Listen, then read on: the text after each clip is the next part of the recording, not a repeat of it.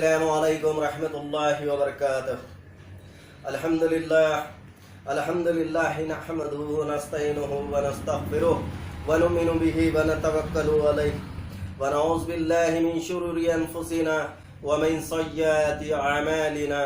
من يهد الله فلا مضل له ومن يضلل فلا هادي له ونشهد ان لا اله الا الله وحده لا شريك له ونشهد أن سيدنا ومولانا محمدا عبده ورسوله أما بعد فأعوذ بالله من الشيطان الرجيم بسم اللہ الرحمن الرحیم۔ میرے پیارے بھائیوں،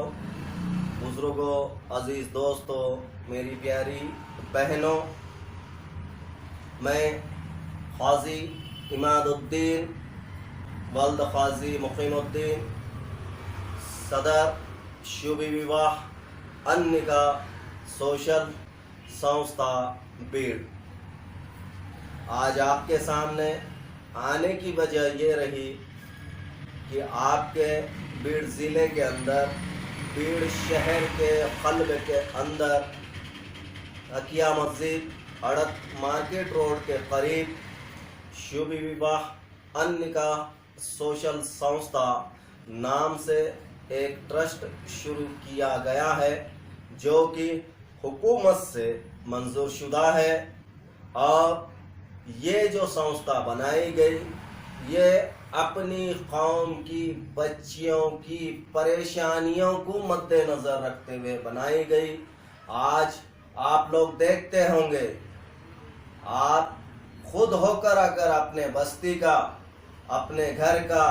اپنے معاشرے کا اگر جائزہ لیں گے، قسم خدا کی مجھے ایسا لگتا ہے کہ ہر 25 بچیوں کے اندر ایک میری بہن گھر میں بال سفید کرتے ہوئے بیٹھے ہوئی نظر آئے گی۔ اس کی وجہ صرف یہ ہے کہ کسی وجہ سے اس کا رشتہ نہیں ہو سکا، وہ مال کی وجہ سے ہو، خوبصورتی کی وجہ سے ہو، دینی وجہ سے ہو، دینی ناعلمی کی وجہ سے ہو، یا کوالیفیکیشن کی وجہ سے ہو، اس کے باپ کی غربت کی وجہ سے ہو۔ تم نے سنا ہے 1400 سال پہلے سے اسلام قائم ہے، اور آج اپن جو امت، اللہ کے رسول کی امت جو عمل کرتی ہے، کیا صرف یہ بیانوں کے حد تک کا ہے کہ اللہ کے رسول نے اپنے سے عمر کی بچی سے نکاح کیا، اللہ کے رسول نے بیوہ سے نکاح کیا، اللہ کے رسول نے طلاق شدہ سے نکاح کیا؟ میرے بھائیوں، بزرگوں، عزیز دوستوں، یہ بات صرف بتانے کے لیے نہیں، یا واض اور بیان کے لیے نہیں، ممبر کے اوپر صرف واض دینے کے لیے نہیں ہے، واض و بیان کرنے کے لیے نہیں ہے، یہ بات اپنے عملی زندگی میں لانے کے لیے ہے۔ کیا اپن نے اس معاملے میں کبھی سوچا ہے کہ آج میرے قوم میں کتنی بیوائیں ہیں، آج میری قوم میں کتنی طلاق شدائیں ہیں، آج میری قوم میں کتنی ایسی بچیاں ہیں جو رشتہ نہ ہونے کی وجہ سے گھر میں بال سفید کر کر بیٹھی ہے، ایسی کتنی بچیاں ایجوکیٹڈ ہے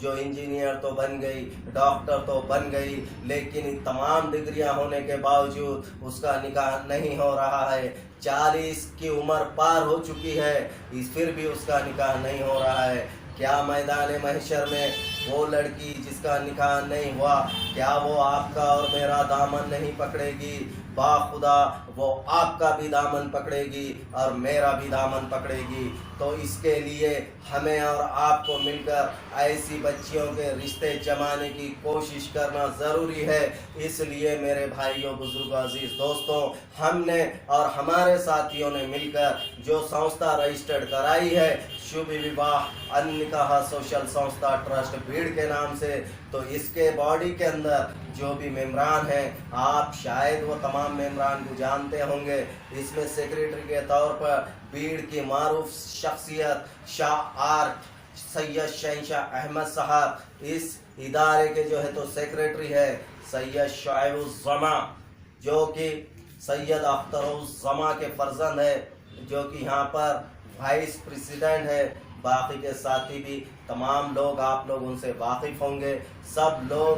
تڑپ والے لوگ ہیں، اپنا جان اپنی مال کے ساتھ میں اس ٹرسٹ کو آج جو ہے تو چلا رہے ہیں. آپ لوگوں سے گزارش ہے آپ وقت نکال کر ایک بار اس ٹرسٹ پہ جو ہے تو ملاقات دیں. میرے بھائیوں میری بہنوں، یہ تمام خرافات کی وجہ کون ہے؟ آپ اور میں اچھی طریقے سے جانتے ہیں. کوئی بچی کو رشتہ اگر آتا ہے، سب سے بڑی مایوس بات یہ ہے کہ لڑکی کو ابھی رشتہ آیا ہے، فائنل نہیں ہوا، صرف دیکھنے کے لیے آتے ہیں. جب اپنے گھروں سے کیا غلطیاں ہوتی ہے، آنے والوں کا انتظام